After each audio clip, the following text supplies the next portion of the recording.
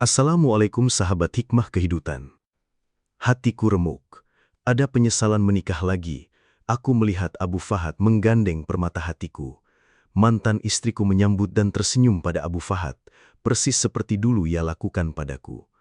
Aku menunduk sembari berdoa, "Ya Rob, ridhokan aku dengan takdirmu ini." Kenapa mantan istriku menerima Abu Fahad sebagai suaminya? Sebelum kita mulai ceritanya, kami mengajak sahabat semua untuk like, komen, dan subscribe channel ini. Dukungan kecil dari sahabat sangat berarti besar bagi kami agar terus semangat menghadirkan kisah-kisah inspiratif dan penuh hikmah. Sebagai ungkapan terima kasih, kami panjatkan doa terbaik untuk sahabat. Semoga Allah memudahkan segala urusan, melapangkan rejeki, menyehatkan badan, serta mengabulkan seluruh hajatnya baik dunia maupun akhirat. Amin ya Rabbal Alamin. Kalau sudah siap, mari kita mulai ceritanya. Aku dahulu hidup bahagia, memiliki seorang istri yang solehah, cantik, dan duduk bersamanya tidak pernah membosankan. Namun, kekurangannya, ia mulai menua, meskipun tetap terjaga dengan banyak keindahan jiwa sebelum keindahan jasad. Anak-anakku sudah besar, menikah, dan hanya si bungsu yang masih tinggal. Aku pun ingin perubahan, ingin merasakan kembali masa muda dengan menikahi janda muda yang cantik. Maka keinginanku itu aku penuhi dengan melamar dan menikahi janda yang usianya jauh lebih muda. Aku jujur kepada istriku bahwa aku menikah lagi. Esoknya, ia menangis, menegurku, lalu meminta agar aku membelikan rumah untuknya sebagai jaminan. Aku menolak. Perdebatan memanas. Untuk pertama kalinya aku mendengar istriku yang lembut dan bijak itu meninggikan suara kepadaku. Hingga akhirnya ia berkata, "Aku menjualmu sekarang." Aku pun menjawab, "Aku juga demikian." Dalam kemarahanku aku menjatuhkan talak kepadanya. Namun ia tidak peduli, bahkan semakin meninggikan suara. Aku pun keluar, lari dari tekanan pertengkaran menuju apartemen yang sudah kusiapkan untuk istri baruku. Dalam bayangan, aku akan menyambut hari-hari indah bersamanya. Aku memutuskan untuk tidak merujuk istriku sebagai pelajaran baginya, bahkan aku merendahkannya. Karena setelah pertengkaran itu, aku merasa benci kepadanya. Aku meninggalkannya, menikah, dan keesokan harinya aku terbang dengan penuh kebahagiaan bersama istri mudaku. Kami berbulan madu ke Malaysia. Kucurahkan cinta dan perasaanku kepadanya hingga aku melupakan istri pertama. Aku kembali ke Saudi, menunggu istriku yang pertama menelpon atau meminta maaf atas apa yang ia lakukan. Namun itu tidak terjadi. Hal itu justru menambah keangkuhanku. Hingga anak sulungku datang memohon agar aku merujuk ibunya. Aku mensyaratkan agar ia meminta maaf kepadaku. Namun, anakku menjelaskan, justru ibu yang marah, bukan engkau.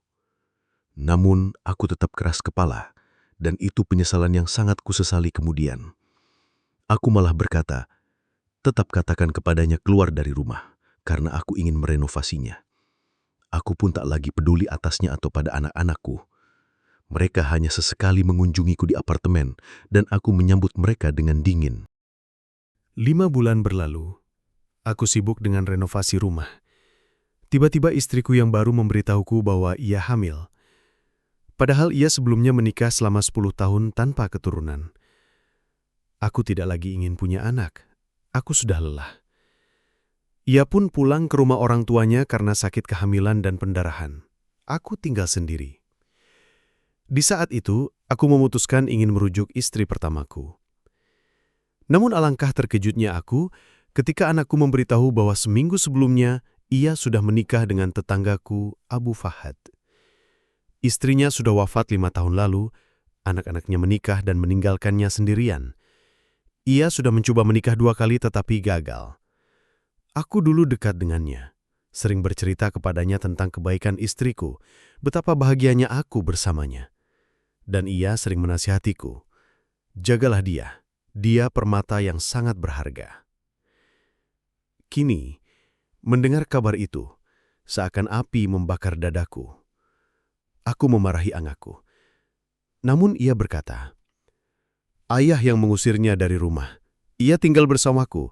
Ia tidak betah dengan istri ayah yang baru, hingga akhirnya tetangga kita melamarnya, Ia menerima karena ia merasa ayah sudah tidak menginginkannya lagi. Aku pulang ke apartemen, menjatuhkan tubuhku di atas ranjang, menangis seperti anak kecil. Aku merasakan kehilangan yang sangat besar. Aku menyesal, namun penyesalan sudah terlambat. Akhirnya aku kembali ke rumah setelah renovasi selesai, hidup dengan istri baruku. Ia melahirkan 2 anak kembar, lalu seorang putri. 3 anak dalam 2 tahun. Istriku sibuk dengan anak-anak yang ia sangat cintai. Permintaan semakin banyak, susu, popok, rumah sakit. Aku sudah terlalu tua untuk urusan itu. Usiaku melewati 60 sementara ia masih 30-an.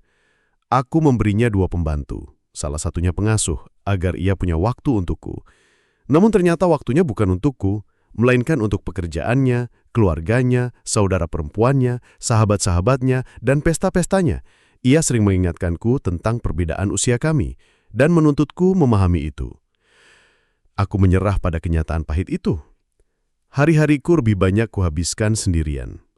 Aku pergi umroh, mencari ketenangan di rumah Allah. Tentu, aku berangkat sendirian. Aku melihat istriku bahagia mendengar kabar itu, seakan ia ingin bebas dariku dengan cara apapun. Secara kebetulan, aku bertemu Abu Fahad di hotel tempatku menginap. Aku terkejut melihatnya sangat berbeda, sehat, wajahnya cerah.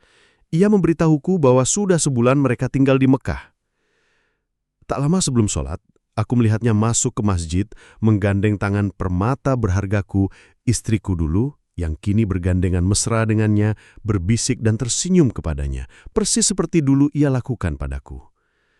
Aku menatap mereka dengan penuh penyesalan. Lalu aku menunduk, berdoa di hadapan Allah. Ya Allah, ridhokanlah aku dengan takdir-Mu.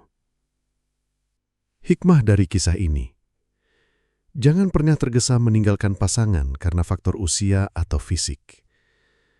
Menikah lagi walaupun boleh, belum tentu membawa kebahagiaan seperti yang dibayangkan. Kesetiaan dan pengorbanan istri adalah harta terbesar. Talak jangan dijadikan senjata ketika marah. Ridho dengan takdir Allah adalah obat hati yang paling menenangkan. Terima kasih telah mengikuti kisah ini hingga akhir. Jika kisah ini menyentuh hati kalian, bantu kami menyebarkan nilai-nilai kebaikan. Klik like, tuliskan doa atau kesan kalian di komentar, dan tekan subscribe untuk terus bersama dalam cerita-cerita penuh makna lainnya. Wassalamualaikum warahmatullahi wabarakatuh.